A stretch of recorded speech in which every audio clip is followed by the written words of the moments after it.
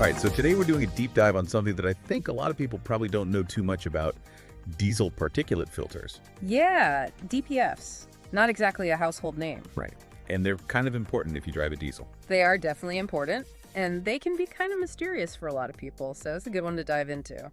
It is. I, for one, would love to understand a little bit better, like what they do, why they're there in the first place. Sure. So should we start with like the basics? What is a diesel particulate filter and what does it actually do? Yeah, definitely. So basically, a diesel particulate filter, it's all about cleaning up the exhaust from a diesel engine. You know how older diesel vehicles sometimes have that thick black smoke coming out of the tailpipe? Oh yeah, for sure. So that's mostly soot. And it's not just bad for the environment, but it can also clog up your engine over time. The DPF is designed to trap that soot before it exits your tailpipe. Okay, so it's like a filter for all that nasty stuff. Exactly. It's a filter just for that. And it's a big part of why modern diesel engines are so much cleaner than their older counterparts. Okay, that's pretty cool. I never realized it Yeah. was such a simple solution, I guess. Yeah, it seems simple, but it's actually quite a complex piece of technology. Oh, I bet. So like any filter though, I'm guessing it can get clogged. What happens when that happens? Ah, that's the million-dollar question, isn't it? Yeah, I was going to say, that sounds expensive. It can be.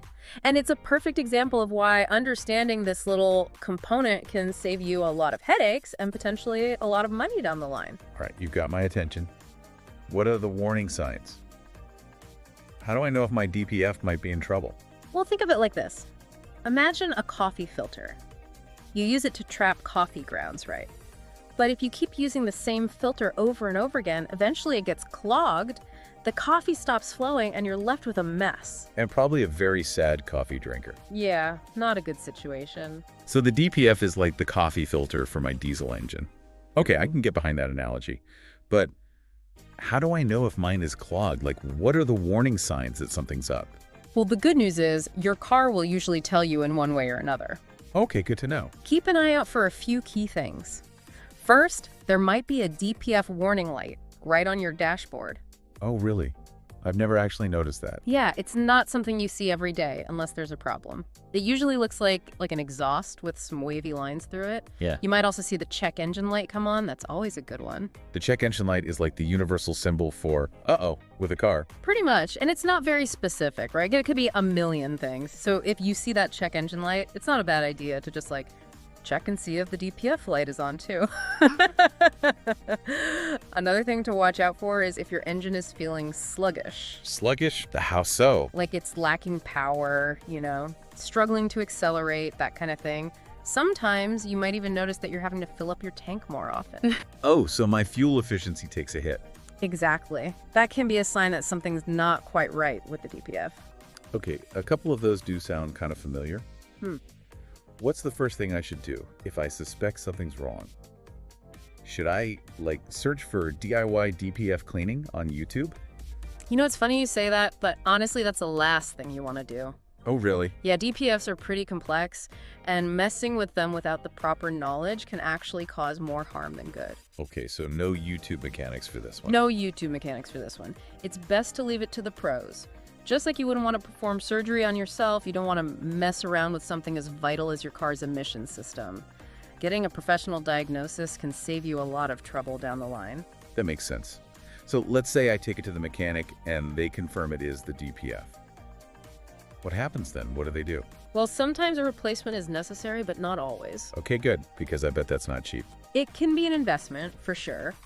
But there's also something called regeneration, which is basically like giving your DPF a self-clean. Regeneration. What is that, like some kind of sci-fi car thing? Kind of. It sounds more complicated than it is. Basically, there are two types, passive and active. Passive regeneration happens automatically when you're driving at higher speeds for a while, like on the highway. Okay, so if I'm mostly driving around town, that's probably not happening too often. Probably not. No, think of it like giving your DPF a good hot blast. The high temperatures in the exhaust during those longer drives when you're cruising at speed, it helps burn off the accumulated soot. So that's good to know for anyone who's like me and doing a lot of city driving. Yeah. What about active regeneration? You said there were two types. Right, so active regeneration, that's a little bit more involved. It actually involves the vehicle's engine control system injecting extra fuel into the exhaust system. Oh, wow, okay. Yeah, and what that does is it raises the temperature and burns off the soot. This process can sometimes be triggered automatically if the sensors in your car, they're pretty smart these days. They can detect if the DPF is getting too clogged. They might just do it on their own. But sometimes it needs a helping hand from a mechanic.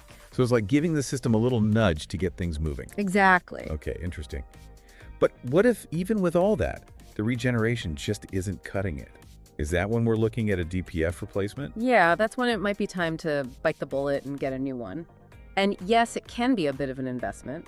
I can imagine. But think back to our coffee filter analogy, right? Ignoring a clogged filter leads to a big mess. And in the case of your car, that mess could mean a damaged engine. Yeah, no thanks, I don't want that. Replacing a DPF is definitely cheaper than replacing your whole engine, though, so think of it as preventative care. That's a great way to look at it. So besides, not trying to clean the DPF myself and taking my car for regular checkups, are there other things I can do to kind of keep my DPF happy and avoid that replacement cost? Yeah, there are a few things. Okay, lay it on me. What are the secrets to a long and happy DPF life? Well, first off, it's all about the basics. Regular maintenance. Make sure you're following the manufacturer's recommended service intervals for your vehicle. Okay, so what does that include? So that includes regular oil changes with the right type of oil, replacing your fuel filter on schedule. Those might seem like small things, but they can make a big difference. It's always the simple things, isn't it? It really is. And speaking of things that can make a big difference, let's talk about fuel. Oh, right, because diesel fuel isn't all created equal. You got it. Using low-quality fuel can actually lead to increased SIP production, which means your DPF has to work even harder to keep up. Oh, that makes sense. So it's like, I don't know if this is the right analogy, but Go for it. it's like if you're trying to run a marathon, but you only eat junk food beforehand, you're not going to perform as well. I like that analogy.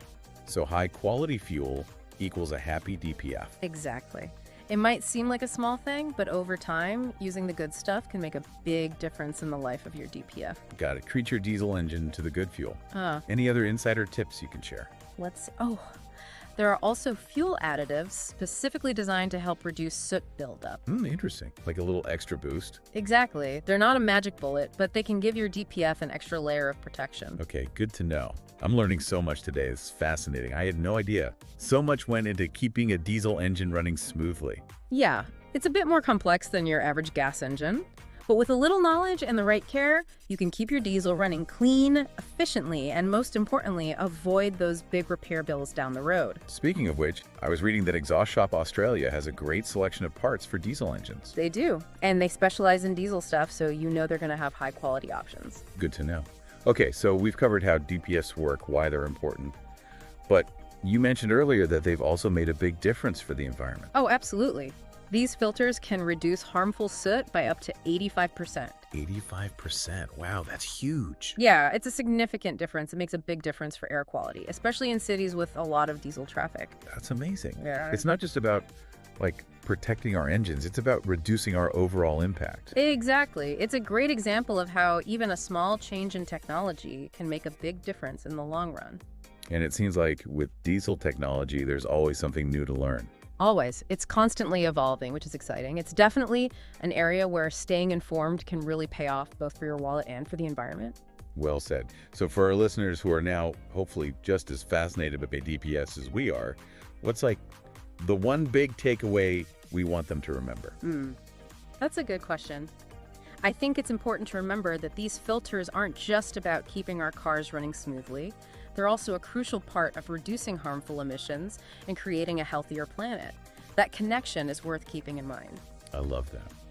All right, well, a huge thank you to our expert for taking us on this deep dive into the world of DPFs. I feel like I learned so much. It was my pleasure. Always happy to talk about all things diesel. And to all of you listening, thanks for joining us.